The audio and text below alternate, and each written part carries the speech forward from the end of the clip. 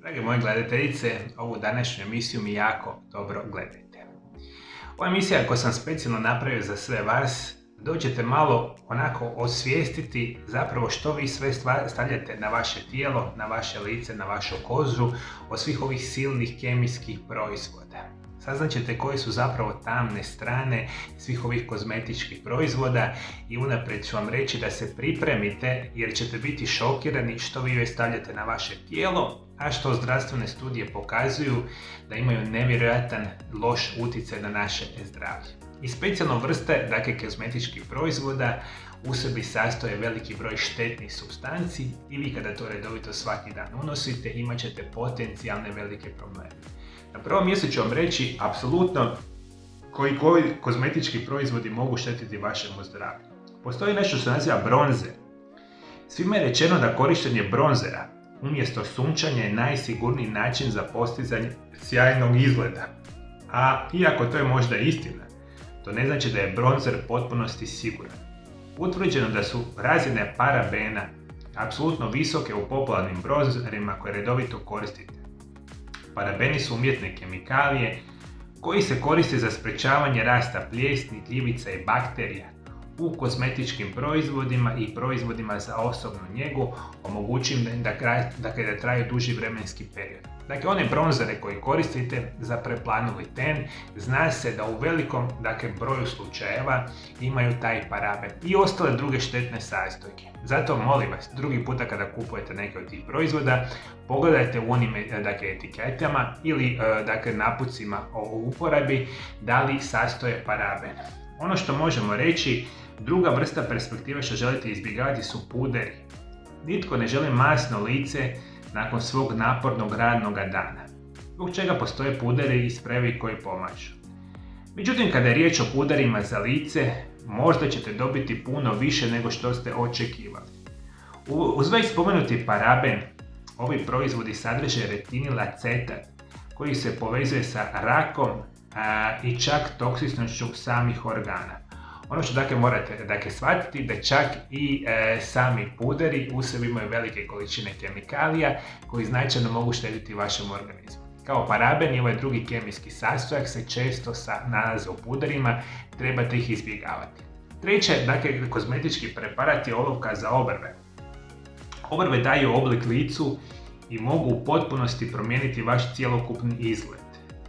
Jako loše olovke za obrve sadrže kemikalije kao što su izobutil paraben, etil paraben, metil paraben i retinil palmitat.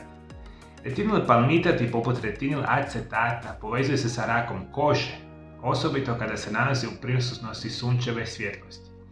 Kada drugi puta kupujete olovke za obrve, pobrinite se da ove sastojke koje sam sada nabrajao ne budete pronašli u tim olovkama.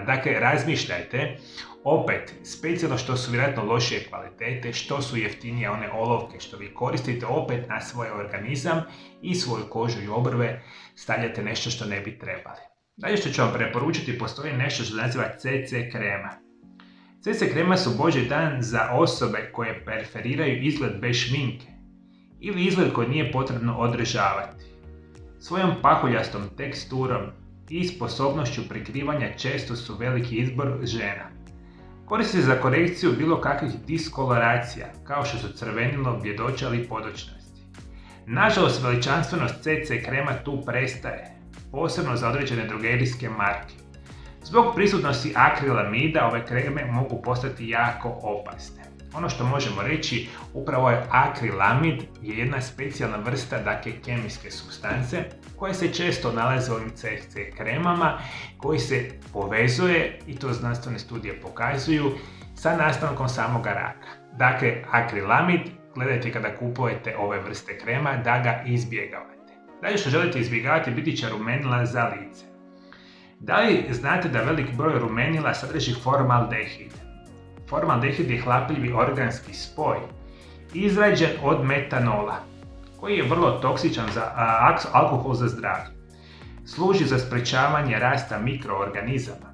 U raznim proizvodima stoga djeluje kao konzervans. Na sobnoj temperaturi formaldehid je bezbojni plin koji lako isparava. Ima jak i nadražujući miris, Osim što je vrlo reaktivan i zapaljiv, vrlo lako se veže sa drugim perspektivama i ima nevjerojatnu mogućnost da vi na vaše tijelo unosite upravo ove kemijske supstance kao što se nalaze formaldehid. Vodite računa, opet kad kupujete ove proizvode, specijalno ovo samo rumenilo za lice, da izbjegavate formaldehid. Dalje što govorimo o olovkama za oči. Vjerojatno ste čuli horor priče o infekcijama oka, uzrokovanim dijeljenjem olovke za oči sa svojom najboljom prijateljicom. Ali ova jedna torbica za šminku koja vam je neophodna, možda biste trebali ponovno razmisliti. U olovkama za oči često se nalaze spojevi poput lililala i lirala. Ovi kemijski praškovi, koji se obično nalaze u deterdžentima za pranje rublja, dezodoransima, sapunima i losionima poslije brijanja. Mnogi ljudi su alergični na ove sastojke, što rezultira suhom naraženom kožom oko očiju. I ono što apsolutno moramo reći, da čak u ovim olovkama za oči, osim ovoga sastojka, često ima nešto što se naziva kumarin. Kumarin je opet jedan kemijski spoj koji u znanstvenim studijima se veže sa oštećenjima jetre. Vodite mi računa da tražite olovke za oči koji nemaju ova dva sastojka. Dalje što želite izbjegavati nešto što se naziva BB krema. Još jedna osnovna šminka za žene se naziva BB krema. Osvojila je svijet prije nekoliko godina, zbog čega su je mnogi jeftini drogerijski brendovi uključili da ponude svojim kupcima. Svi ovi proizvodi sadrže metilizatoninol koji se teško izgorava i koliko je štetan za vaše zdravlje. To je često korišteni kemijski konzervans i izaziva kemijske reakcije i iritacije na koži, očima i plućima. Apsolutno morate voditi računa da o tome ne koristite. Isto tako, jedan od onih izuzetno štetnih kozmetičkih proizvoda koje redovito koristite biti će lak za nokte. Osim što uništava lak za nokte, sva ona silna isparavanja.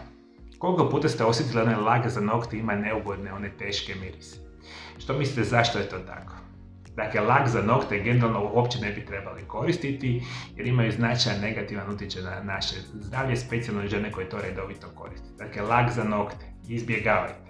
Apsolutno moramo reći, postoji nešto što se naziva podloga sa zaštitnim faktorom SPF-a. Uz povećanu svijest o raku kože i tamnjenju, sve više marki uključuju SPF u proizvode koji se koriste za cijelo tijelo. SPF u puderima, BB kremama ili primjerima daje nam mir da se štitimo od štetnih UV zraka, samo što to apsolutno nije istina. Ukoliko kupujete ove proizvode, znanstvene studije govore da ni blizu vas ne štite od samoga sunca i potencijalnog rizika od samoga sunca. Vodite računa, sunce vam je prijatelj, a koliko ga redovito koristite, 30-45 minuta dnevno, ne više, a ove vrste proizvoda sa ovim kemijskim supstancama često ni blizu ne štite vas od sunca, o tom vodite računa. Apsolutno vodite računa da izbjegavate maskare. Uz parabene i retinil acetat, prisutnost bakterija izbacuje maskaru vrlo blizu najgorih kozmetičkih preparata. Kada izvučete štapić iz maskare i upumpate zrak natrag u njega, nakon što je bio u kontaktu sa vašim očima, unosite gomilu bakterija u svoju omiljenu tubu.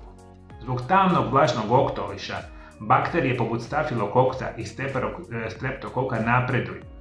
Iako mnoge maskare sadrže konzervanse koji to sprječavaju, testovi su otkrili da bakterije se mogu pronaći u tubama maskara davno što je istekao rok trajanja.